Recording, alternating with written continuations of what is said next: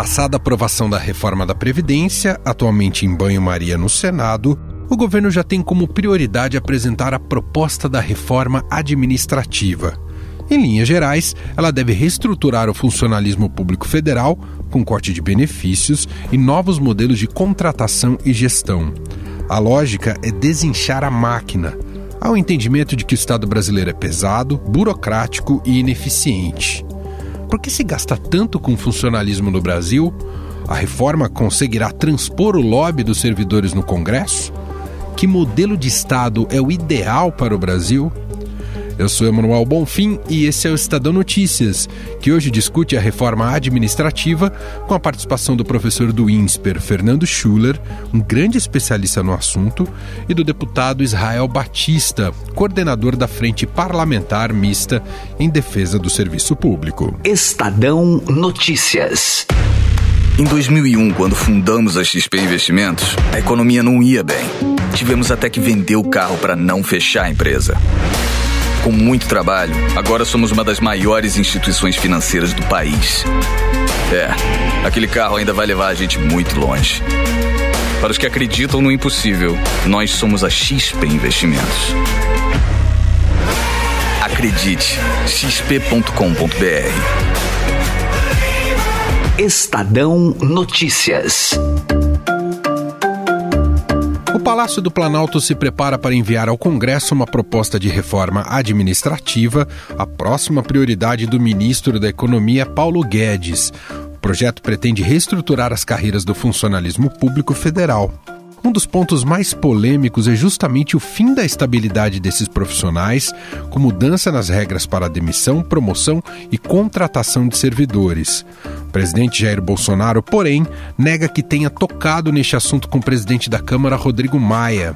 Segundo o chefe do executivo, trata-se de uma estratégia de parte da imprensa para jogar os servidores contra ele. Bolsonaro e Maia querem fim da estabilidade de servidores. Mentira! Eu desmenti a matéria, Rodrigo Maia também desmentiu. O que o governo estuda é o fim da estabilidade para quem adentrar no serviço após a promulgação da emenda constitucional. É isso que está sendo estudado. Quem está no serviço público para ter um dia de serviço não será aí afetado. Mas com a intenção de jogar os servidores públicos do Brasil todo contra nós, o tempo todo assim.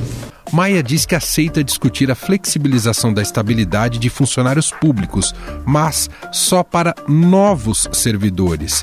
Ele também nega que tenha conversado sobre o tema com Bolsonaro. Deixando bem claro, porque a imprensa hoje trata de uma forma, do meu ponto de vista, equivocada. Primeiro, a iniciativa do governo, claro. Segundo, que ninguém está querendo olhar para trás. A Câmara começou um trabalho de reorganizar sua estrutura administrativa, sempre olhando para frente.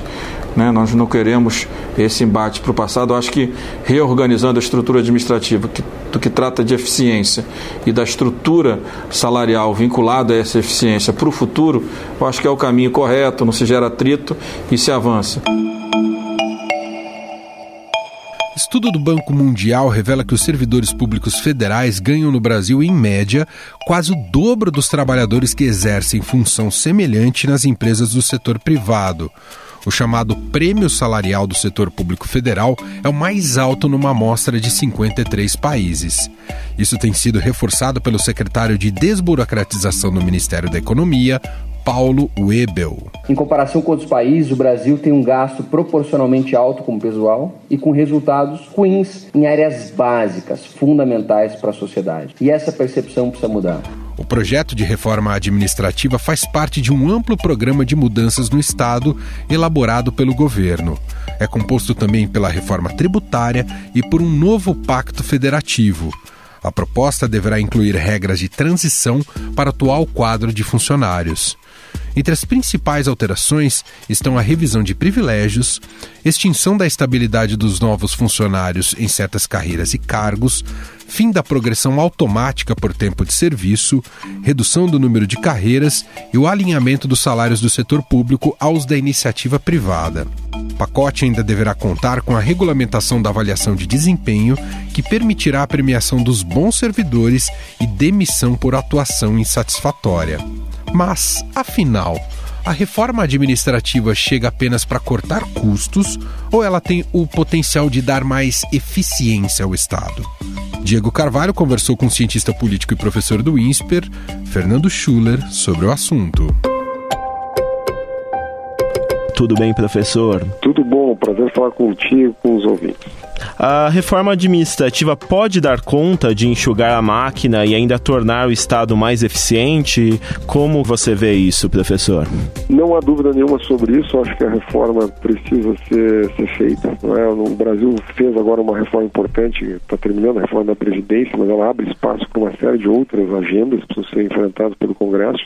O Brasil tem um orçamento do ano que vem, a proposta orçamentária para 2020 é um retrato de um país falido, eu diria medíocre. Nós vamos investir 0,3% do PIB, 19 bilhões, nós vamos ter uma despesa discricionária chamada despesa contingenciável de 89 bilhões, que está na proposta orçamentária. Isso é o menor número dos últimos 6 anos. Para lembrar, na época da Dilma, a presidente Dilma chegou a quase 200 bilhões. Significa que todo o recurso de custeio da máquina pública, de investimento, está comprimido, né? Isso criou uma situação caótica. Não é possível, quer dizer, então você lá 20, 30 anos julgava que uma certa carreira, uma certa função era importante, abria concurso público, passou o tempo, aquela função que o Estado desempenhava deixou de ser urgente ou necessária, mas a máquina continua lá. Acho que a grande reforma administrativa, e eu diria até uma reforma do Estado que precisa ser feita, é uma reconfiguração. Nós temos que sair do modelo do welfare state para o modelo do Estado agência. O que é o Estado agência? É um Estado enxuto, garantidor de direitos, um Estado forte, um Estado que garante segurança jurídica, que garante a efetividade do acesso à educação, à saúde, ao combate à pobreza, né? Obviamente, além de todas as questões envolvendo a estabilidade econômica do país, todas as funções de Estado, mas mesmo as funções de bem-estar social, de garantia de educação, de saúde, etc., de combate à pobreza, direitos humanos, o Estado não necessariamente precisa executar um serviço para que ele seja acessível. Eu acho que essa é a revolução mental, eu diria, cultural que a gente precisa fazer. E na sua avaliação, professor, esse lobby do funcionalismo no Congresso vai deixar o projeto ir para frente? Olha, esse é um tema que necessariamente vai ter mobilização. A gente não conhece ainda o detalhe da proposta administrativa, né? Eu imagino que o governo vai apresentar uma proposta de enxugamento de carreiras, vai apresentar um projeto que limita, por exemplo, progressões por tempo de serviço, quer dizer, vai tentar introduzir critérios de mérito, ou seja, a pessoa não vai ganhar mais necessariamente simplesmente porque passa o tempo, né, mas a partir de uma avaliação de desempenho. Eu acho que o governo vai finalmente colocar para votar no Congresso, vai incentivar, vai tentar aprovar a lei que regulamenta a avaliação de desempenho do funcionalismo público. Isso foi, em princípio, aprovado na emenda 19 à Constituição, de 1998, foi uma iniciativa do então ministro Bresser Pereira. Está lá no artigo 41, se as pessoas entrarem no texto da Constituição do artigo 41, está lá. Todo funcionário público vai ser avaliado e pode ser demitido por insuficiência de desempenho. Então, muita gente não se dá conta disso, mas a rigor não tem mais estabilidade no emprego no Brasil pela Constituição, porque depende do desempenho, né?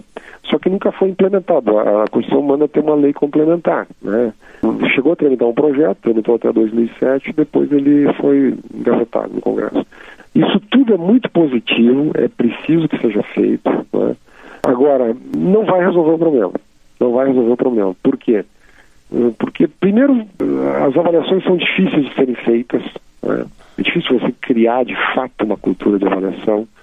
Existe o princípio da impessoalidade, então, mesmo que você rompa com a estabilidade do emprego, cada demissão é passível de processo jurídico, né? Precisa ser justificado, o funcionário pode recorrer. A reforma que eu acredito que seria necessária seria uma reforma onde as contratações, quer dizer, os concursos públicos do Estado seriam restritos fundamentalmente às carreiras de Estado, e as demais funções que o governo desempenha, que tem utilidade pública e que são de responsabilidade da esfera pública, na área de educação, na área de saúde, na área de serviços sociais, na área de tecnologia, enfim, todas as áreas de esporte, de lazer, de parques, de área ambiental, enfim, todas as áreas de atuação do Estado deveriam ser passíveis de contratualização, seja com o setor sem fins lucrativos, como o modelo das OS ou das OSCs chamadas, ou seja, com o setor privado, via PPPs. Hoje você tem experiências muito interessantes de PPPs para a educação. Você vai no município de Belo Horizonte, a prefeitura tem uma rede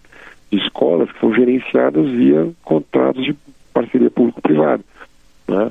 Das 20 melhores rodovias brasileiras, 19 são concedidas em modelos de PPPs, em modelos de concessão. Você acredita que essa é uma possibilidade de salvação do Estado?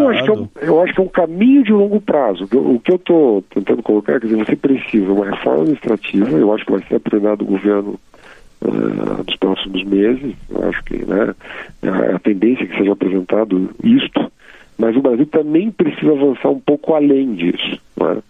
Eu escuto muito falar em privatizações, em concessões, em PPPs, etc. Né? Mas tudo isso induz o quê? Quer dizer, uma repactuação do Estado. Ou seja, o Estado, quando o Estado, por exemplo, ele faz concessão de terminais aeroportuários, em portos e estradas, o Estado se transforma muito mais num agente, a partir das próprias agências reguladoras, e assina contratos dos mais diversos tipos e modalidades, e o setor privado faz a execução lá na ponta. O Estado passa a ser um controlador de qualidade, de metas, de resultados, no interesse. O Estado passa a ser um advogado do cidadão, na qualidade do serviço, não um executor. O cidadão deixa de ser um cliente do Estado. O Estado passa a ser um aliado do cidadão. Mas qual é a raiz do problema, na sua opinião, para a estrutura estatal ser tão pesada e burocrática? Olha, eu me permito até aqui, para descontrair um pouco, contar uma história do Monteiro Lobato, está lá nas Caçadas de Pedrinho, quando ele conta a história que o rinoceronte Quindim fugiu do zoológico e foi esconder no sítio do Pica-Pau Amarelo. Aí criaram o Estado, para resolver o problema, criou o Departamento de Caça ao Rinoceronte. Contratou 2 funcionários, um diretor. Um dia o rinoceronte foi caçado ou não importa. O fato é que o departamento, anos, décadas depois, continuava existindo. Quer dizer, a brincadeira do Monteiro Lobato é mais ou menos dizer o seguinte, quer dizer, você cria, ao longo do tempo, vamos reportar no mínimo até o período Vargas, a criação do chamado Estado autárquico brasileiro. Você cria estruturas de Estado que, num certo momento, eram necessárias, ou se julgou que eram necessárias. Com o tempo, as razões que fizeram com que elas tivessem sido criadas desapareceram, porque o mercado cresceu, desenvolveu, deixou de ser necessário, até por questões tecnológicas, só que a estrutura continua lá. Então, o Estado é uma grande arma que você constrói, quer dizer, é uma estrutura que cresce, mas dificilmente diminui. Conversei com o cientista político e professor do INSPER, Fernando Schuller. Obrigado, professor, e até uma próxima. Grande abraço.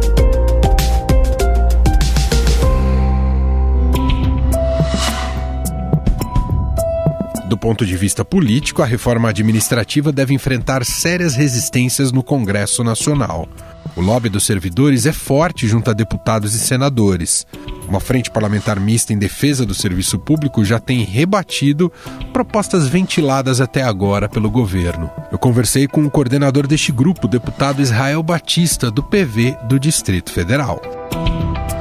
Deputado, tudo bem com o senhor? Obrigado por nos atender. Opa, tudo bem. Muito obrigado pelo convite. Deputado, há um consenso mesmo entre os parlamentares que é preciso fazer essa reforma administrativa e que vai mexer diretamente com o funcionalismo público? Qual é a reverberação que o senhor já colheu? Ainda não há um consenso, né? Existem deputados que são contrários absolutamente à reforma administrativa. Existem deputados que estão convencidos de que ela deve ser feita, mas o essencial é que a gente saiba quais são os termos da proposta de reforma do governo. Aí sim, nós vamos ter um diagnóstico mais preciso da situação dessa ideia no Congresso Nacional. Deputada, a flexibilização, por exemplo, da estabilidade, que é um dos temas comentados nessa proposta do governo, isso é algo que incomoda?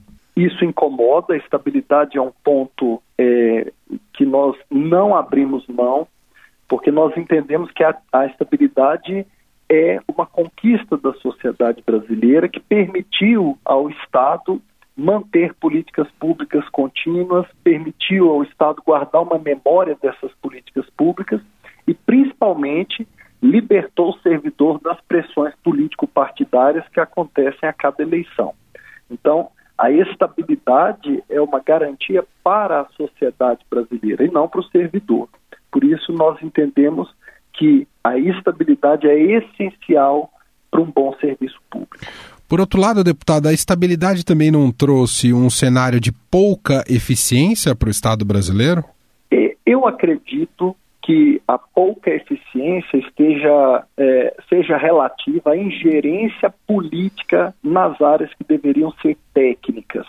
Nós temos isso no Brasil, existem formas de driblar a regra que diz que o servidor concursado é que deve ocupar as posições técnicas. Nós temos muitos cargos comissionados no país hoje e isso desestrutura o serviço público, isso desestimula o servidor, porque o servidor sabe que ele tem qualificação técnica para ocupar aqueles cargos comissionados, mas um apadrinhado político vai ocupar o cargo.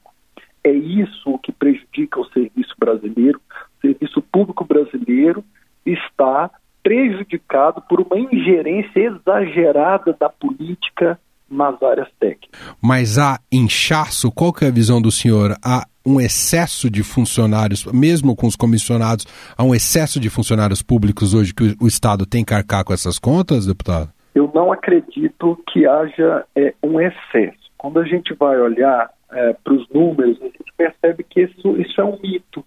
Primeiro porque a nossa carga tributária, ela, na média, está abaixo da carga tributária dos países membros da OCDE. E segundo, que o número de servidores em relação à população é menor também do que a média de servidores da OCDE.